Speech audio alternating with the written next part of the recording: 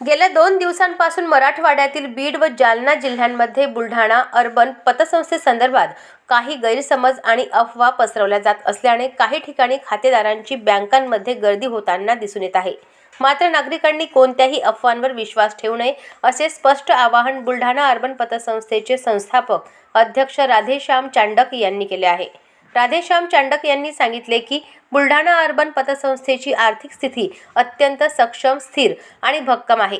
संस्थेकडे पुरेसा निधी असून सर्व खातेदारांच्या ठेवी सुरक्षित आहेत।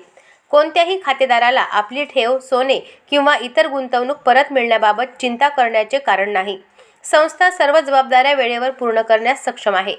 काही समाजकंटकांकडून जाणीवपूर्वक गैरसमज पसरवले जात असून त्यामुळे खातेदारांमध्ये संभ्रम निर्माण होत आहे। अशा अफवांकडे दुर्लक्ष करून खातेदारांनी संयम राखावा व संस्थेवर विश्वास ठेवावा असेही त्यांनी नमूद केले।